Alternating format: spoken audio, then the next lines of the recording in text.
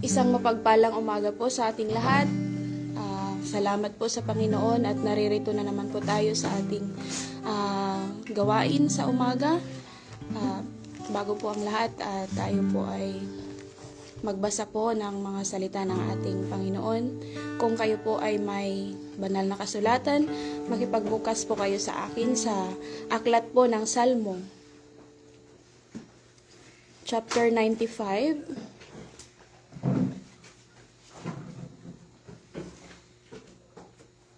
Verses 1 to 3. Inuulit ko po sa aklat po ng Salmo, chapter 95, verses 1 hanggang 3. Isang napakahalagang bagay po sa bawat umaga sa ating pagising ang bigyan ng papuri ang ating banal na Diyos, sapagkat siya po ay karapat-dapat sa lahat ng bagay. So sige po, kung nasumpungan na po natin, sabay-sabay po nating basahin sa unang verse. Hali kayo, magsiawit tayo ng may kagalakan. Sumigaw tayo sa pagpupuri sa Panginoon na ating bato na kanlungan at tagapagligtas. Verse 2, lumapit tayo sa Kanya ng may pasasalamat at masaya nating isigaw ang mga awit ng papuri sa Kanya. Verse 3, dahil ang Panginoon ay dakilang Diyos, makapangyarihang hari sa lahat ng mga Diyos. Uulitin ko lang po yung verse 3. Dahil ang Panginoon ay dakilang Diyos, makapangyarihan sa lahat ng mga Diyos. Hallelujah. Purihin po ang pagkabasa ng salita ng Diyos. Sige po, tayo po ay magpapuri sa ating buhay na Diyos. Hallelujah. Sige po, magsambit po tayo ng mga pasasalamat sapagkat itinawid niya po tayo sa buong gabi hanggang umaga. Hallelujah. Hallelujah. Salamat po sa inyo, Panginoon. Totoo nga po, Lord, kayo po ang aming tagapagligtas, Lord, sa lahat ng mga sitwasyon ng aming buhay, Lord. Hallelujah, hallelujah. Isang kagalakan at pribilehiyo po na kayo'y mapaglingkuran ang manaming banal. Hallelujah. Sige po, tayo po ay umawit sa ating Diyos. Dakilang mo, hallelujah.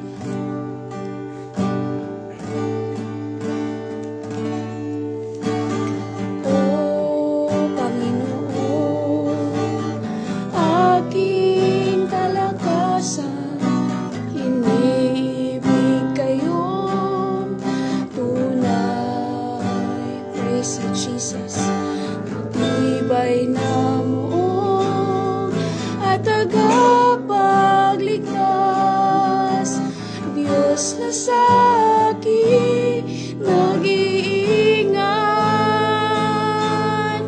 tagapagtanggol at kalasag, O Yahweh, hallelujah, O Yahweh,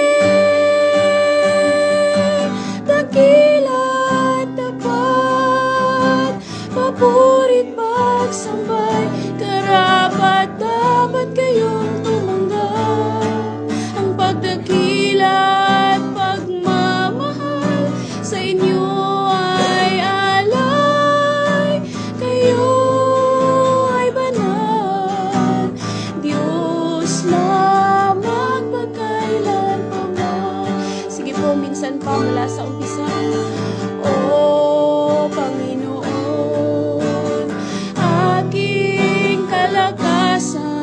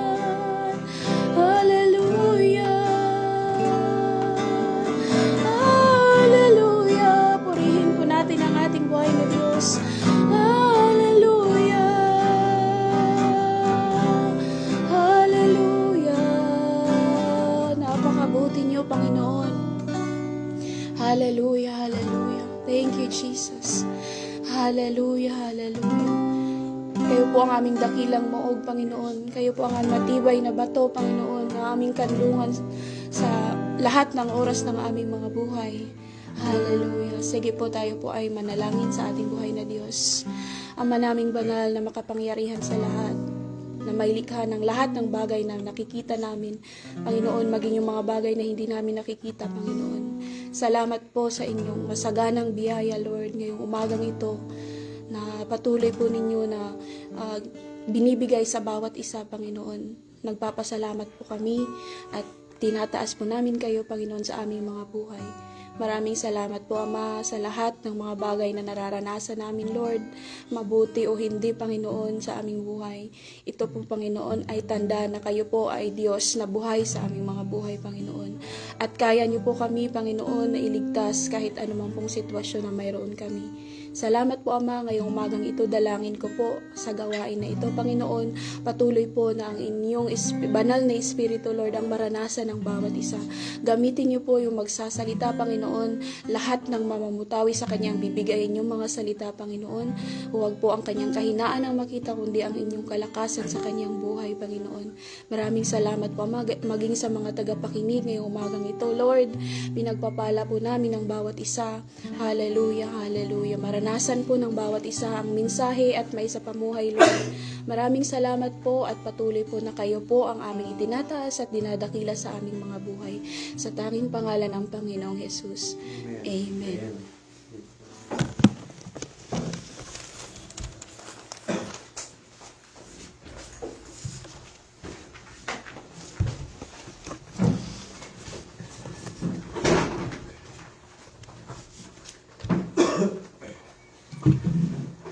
Muli po, isang magandang umaga po sa bawat isa at purihin po ang Panginoon sa kanyang kadakilaan. At bago po tayo mag-aral ng salita ng Panginoon, tayo po ay manalangin at humingi ng gabay sa ating Panginoon. Hallelujah. Praise the Lord God. Hallelujah. Praise you, Jesus. Aming Ama, aming Diyos, dakila, tapat at makapangyarihan sa lahat, Panginoon.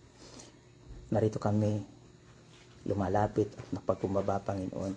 At nagpapasalamat, Lord God, sa umagang ito na muli mo kami binigyan ng panibagong buhay, Panginoon, panibagong pag-asa, Lord God. Hallelujah. Salamat po, Panginoon. At kung anuman, Panginoon, ang nakita mo sa aming mga puso't isipan, Lord God, na karumihan, Panginoon, patuloy niyo po kaming pakalinisin, Lord God, upang makakilos ka sa amin, Panginoon, sa aming kalagitnaan. Salamat po, O Diyos, at dalangin ko rin po, Panginoon, ang iyong pagsama, banal na Espiritu.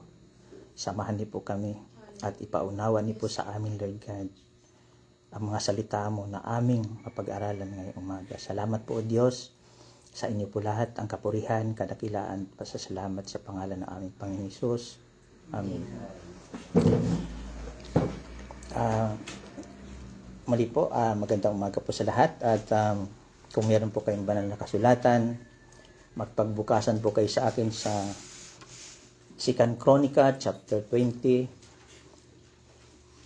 verse 15 to 17. Ang sabi po dito sa 15, sinabi ni Jahaziel, makinig po kayo, Haring Jehoshaphat at lahat kayo nakatira sa Juda at Jerusalem.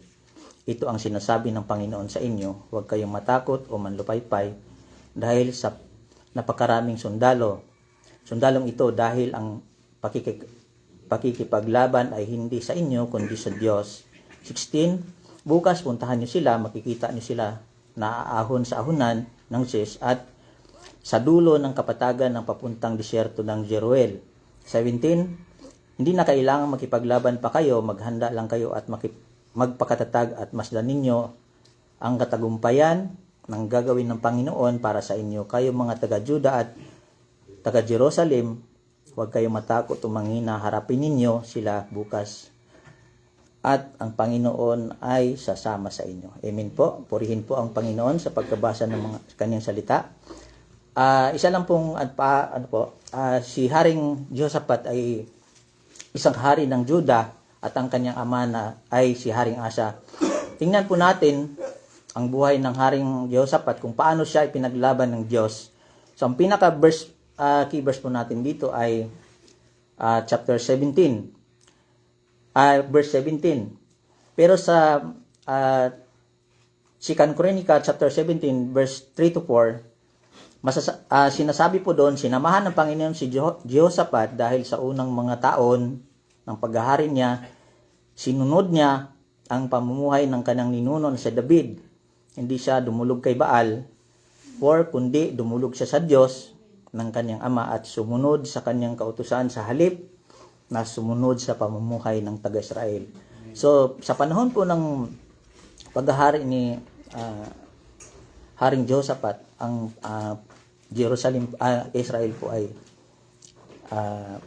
katulad po kagabi sinabi ng pastor na merong mga nagkakaroon ng backslider doon sa ano.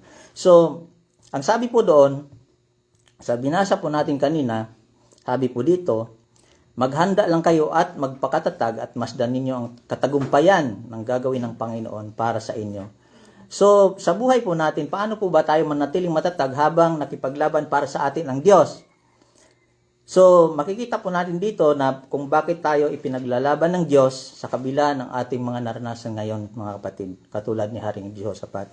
So, ang pag-aaral po natin ngayon ay pinamamagatan kung ipaglalaban ka ng Diyos.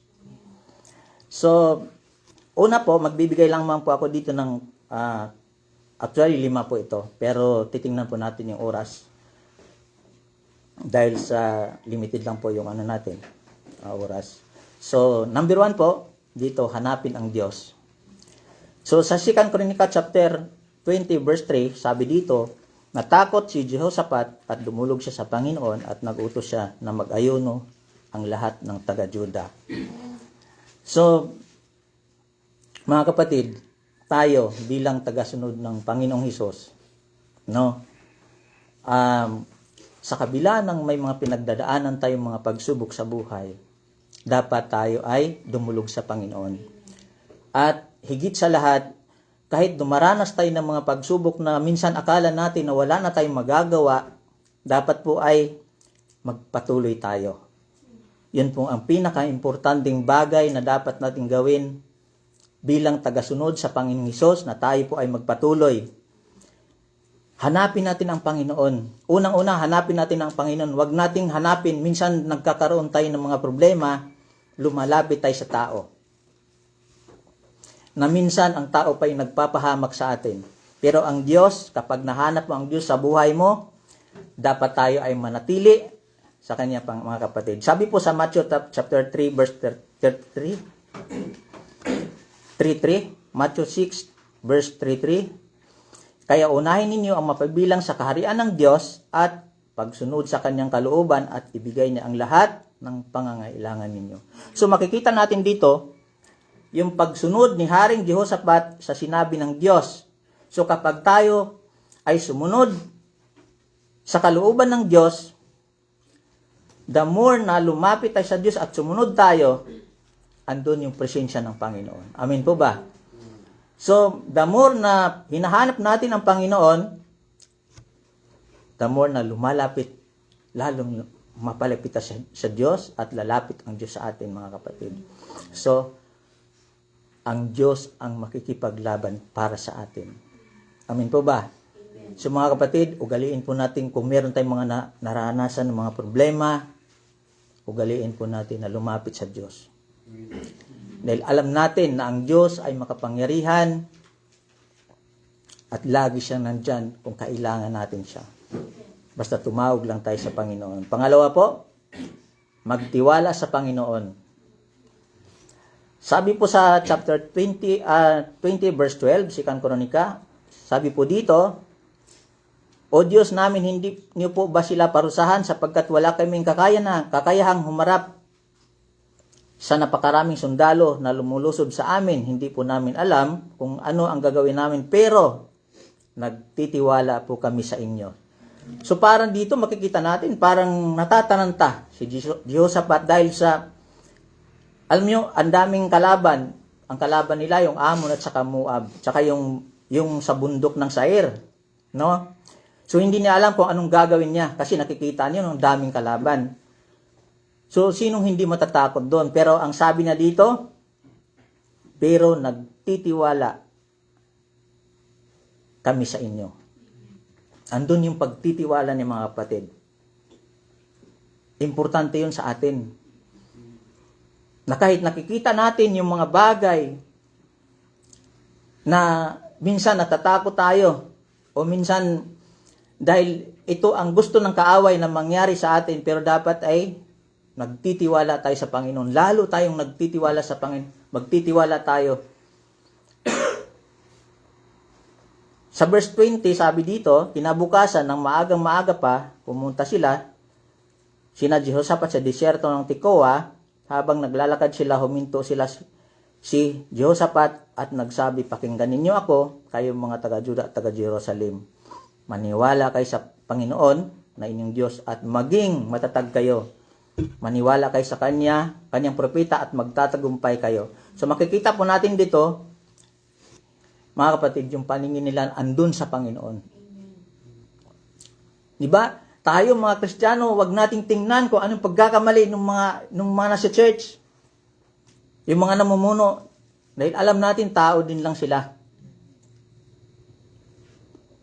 Tama po ba? Walang perpekto sa atin mga kapatid. So dapat wag nating tingnan dahil kapag tumingin ka dun sa mga nakikita mo sa loob ng church o sa mga kapatiran, yun ang maging katisuran natin. So minsan sa buhay po natin mga kapatid, natataranta tayo diyan sa mga dahil ang daming dumarating ng mga problema. So kumbaga parang bangka na lagi tayong hinahampas ng mga alon. No? Bagyo sa buhay po natin. Pero sabi po sa Hebrews chapter 12 verse 2, ituon natin ang ating paningin kay Jesus na siyang sandigan ng panampalataya natin mula sa simula hanggang sa katapusan. Tiniis niya ang paghihirap sa cross at hindi na ito ikinahiya dahil inisip niya ang kaligayahang naghihintay sa kanya at ngayon ay nakaupo na siya sa kanan ng trono ng Diyos. So isipin po natin mga kapatid kapag tayo pinanghihina ng loob. Tingnan po natin yung kalakasan na ibibigay sa atin ng Panginoon. Amin po ba? At patuloy tayong magtiwala sa Kanya. So, kapag tayo nagtitiwala sa Kanya, sigurado yan, maging matatag tayo, matagumpay, dahil ipaglalaban tayo ng Diyos. Pangatlo po, laging sambahin ang Panginoon. Sabi po sa 18, lumuhod si Jehoshaphat at ang lahat ng taga-Juda at taga-Jerusalem sa pagsamba sa Panginoon. So ito makikita natin na yung ginagawa niya, hindi siya nagdesisyon na siya lang. Laging kasama niya sa mga desisyon niya ang Panginoon. At sa kabila ng pagsalakay ng mga kalaban, tayo ba pag nandyan na, di ba? Minsan pag takot ka na. Makapagpuri pa kaya tayo? Katulad nito, lumilindol ngayon. Kunyari, lumilindol. Ang lakas. Tatapusin pa ba natin to? Ito, sa kabila ng maraming kalaban, na paikutan sila ng mga kalaban, nakapagpuri pa rin sila sa Panginoon. So tayo, kahit na may pinagdaanan tayo mga kapatid, huwag tayong tumigil sa pagpuri sa Panginoon. Sabi dito sila ay nagpuri at sumamba sa Panginoon. Bakit? Dahil naranasan nila yung kabanalan at katapatan, kapangyarihan ng Panginoon. So kapag tayo'y, ang buhay natin mga kapatid ay naka-align sa Panginoon, mararanasan natin to, yung katapatan ng Panginoon.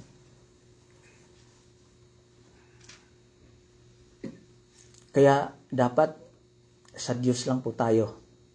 Isama natin lahat ng mga pangarap natin sa buhay, lahat ng ginagawa natin sa buhay, dapat kasama po natin ang Panginoon. Amin po ba?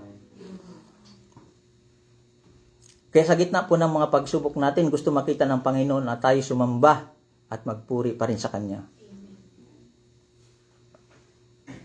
Huwag nating isipin na, ay, ayoko na. Nakita mo lang yung kapatid mo na hindi ka binabati. Ay, diba, nakita mo lang hindi ka binati ni pastor. Ayoko na mag-church. Diba? Nasaktan ako. Ayoko na magpuri sa Panginoon.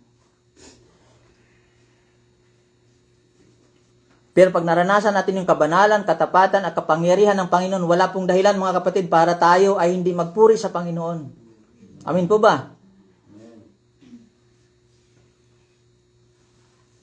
Kaya ugaliin po natin na kahit tayo nahihirapan, patuloy tayo magpuri sa Panginoon. Pang-apat po, sabi dito, pang-apat, bilisan po natin. Saan po ba? Pang-apat, huwag tumigil sa panalangin. Ito po yung lagi kong paborito kong verse, yung Mark 14:38. Yeah. Watch and pray so that you will not fall into temptation. The spirit is willing but the flesh is weak. So dito sa chapter 20 verse 6 to 9, sabi po dito, at nagsabi, O Panginoong Diyos, ang aming mga ninuno, kayo po ang Diyos na nasa langit, kayo ang namamahala sa lahat ng kaharian sa mundo, makapangyarihan po kayo dahil walang makakalaban sa inyo.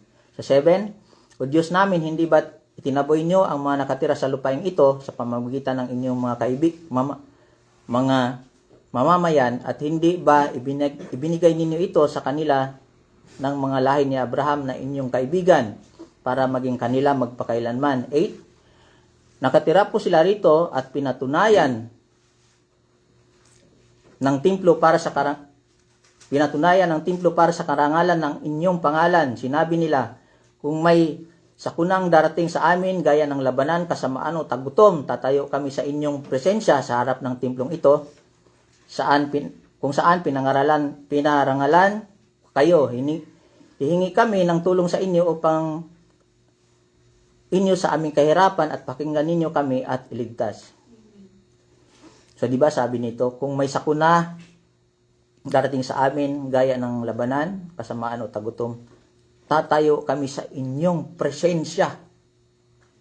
Isipin mo yon, kahit nandoon na yung mga tagtum. Tayo ba, pag nagugutom, parang ayaw na nating tumayo, di ba? Pag nagugutom tayo, parang ayaw na nating kumilos. Pero dito, talagang pinatunayan nila na sa kabila ng mga pagsubok na ito, sa kabila ng kasamaan, tagutom, tatayo sila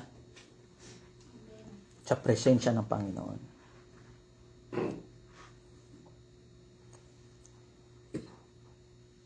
Sa 18 verse 31, sabi niya, pagkakita ng mga commander ng mga ngarwahe kay Jehoshaphat, inisip nila na siya ang hari ng Israel, kaya nilusob nila ito. Pero humingi ng tulong sa Panginoon si Jehoshaphat at tinulungan siya at inilayo sa mga kalaban niya. Isipin niyo yun. Makapangyarihan po ang prayer. So habang si Jehoshaphat ang nakipaglaban kasama ang hari ng Israel, siya ay nanalangin. Dahil alam niya na ang prayer ay powerful, mga kapatid. Wala na pong mas higit pa doon. At ito yung naisip na effective weapon upang tulungan siya ng ating Panginoon. Ganon din po tayo, mga kapatid. Kaya ugaliin po natin manalangin. Oo, sabi nga ng pastor kagabi, oo, tayo napapagod. Nagtatrabaho tayo. Pero wag natin kalimutan na pasasalamatan ang Panginoon. Dahil alam natin na kung wala ang pagsama ng Panginoon, ay wala po tayo. Amin po ba? So sabi po sa Colossus chapter 4 verse 2, magpakasigasig kayo sa panalangin ng may pasasalamat. Kasi sabi ko lang, dapat tayo magpapasalamat sa Panginoon. Masama man o hindi yung nangyayari sa buhay natin, lagi tayo magpapasalamat sa Panginoon. At habang nanalangin kayo, ingatan ninyo ang pag-iisip ninyo. Subukan nyo kung hindi kayo manalangin, kung sino pong nakaranas ng ganon. Pag hindi tayo nanalangin kung anong naiisip natin. Pero kung tayo ay nasa presensya ng Panginoon, yung pag-iisip natin parang napakaliwanag.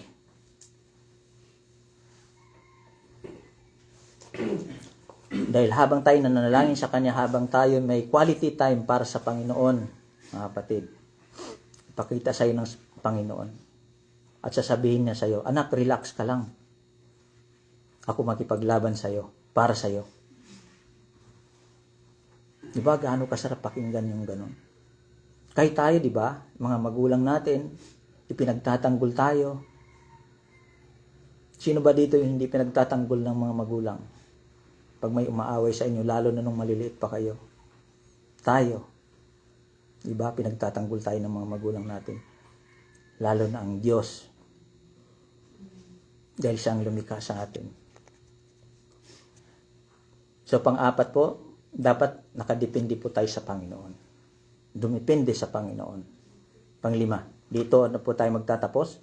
Sabi po dito sa verse 20 verse 15, sabi niya, sinabi ni Hazael, makinig po kayo, Haring Jehoshaphat, at lahat kayo nakatira sa Juda at Jerusalem. Ito ang sinasabi ng Panginoon sa inyo, huwag kayong matakot o manlupaypay dahil sa napakaraming sundalong ito. Dahil ang pakikipaglaban ay hindi sa inyo kundi sa Diyos. So dito, pinakikita po dito na kung sila ang nakipaglaban ay hindi sila magtagumpay. Kung sila lang, kung wala ang Panginoon. Dapat kailangan nakadepende sila sa Diyos. Kasi kung nakadepende sila sa Diyos, sila ay magtatagumpay. Ganon din po tayo mga kapatid. Kung nakadepende tayo sa Diyos, magtatagumpay tayo kung ano man yung minimiti natin sa buhay. Sabi ko nga kay Bro Oliver, nung isang gabi, kami.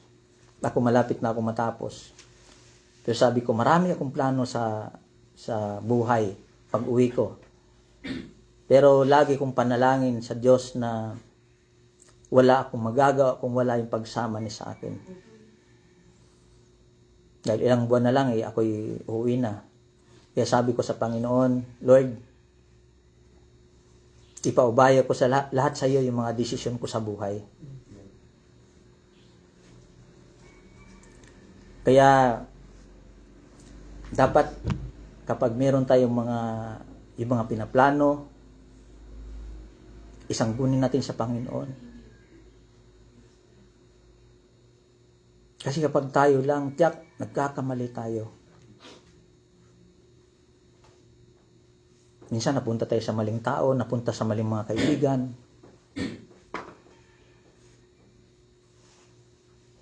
At lagi kong sinasabi na maswerte kayo pag meron kayong kaibigan na dinadala kayo sa church.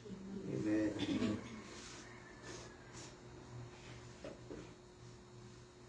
Amin po ba?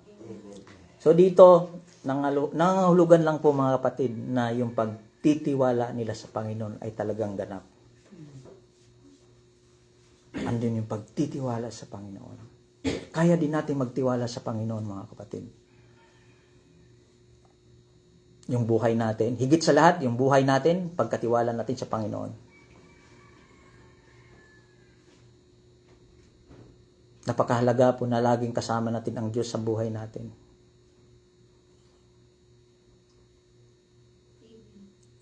Kaya ngayon, masasabi ko lang kung mayroong nag-iisip na magtitiwalag sa Panginoon.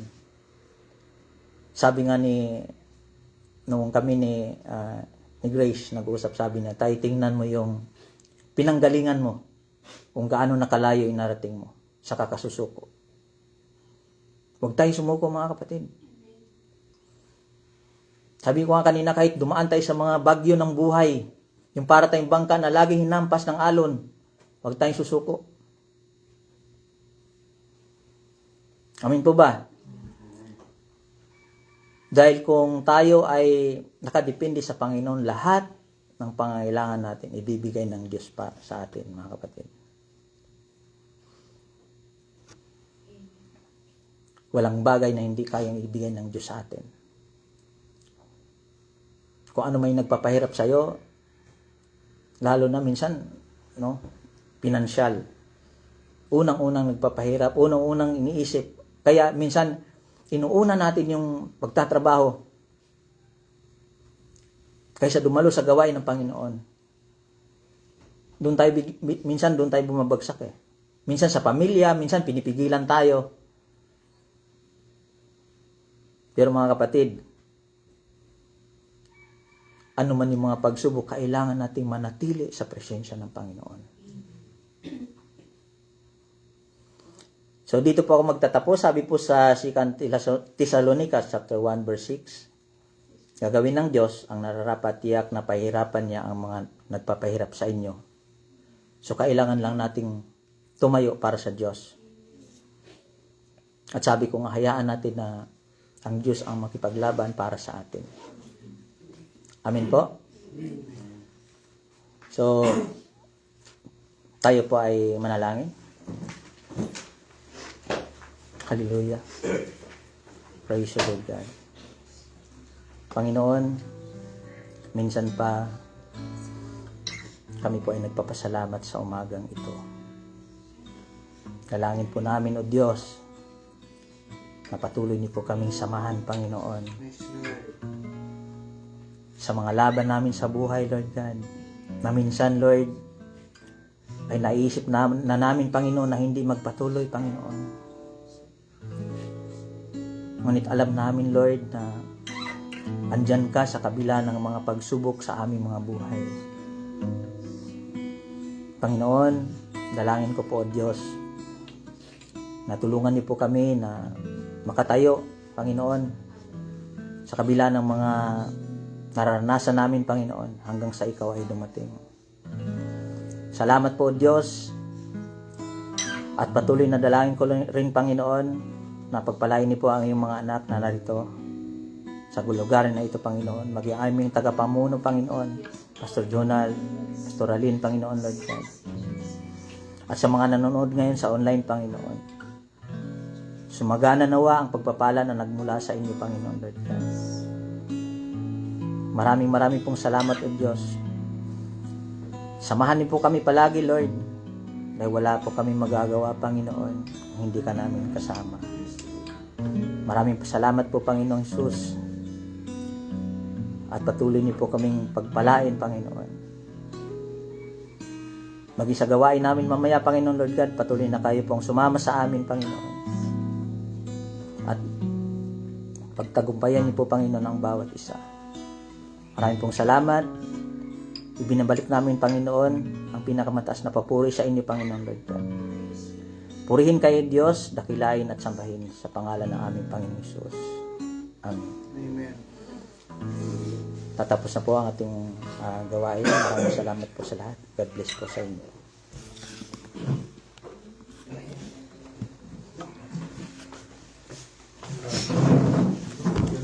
Okay na, Kalay?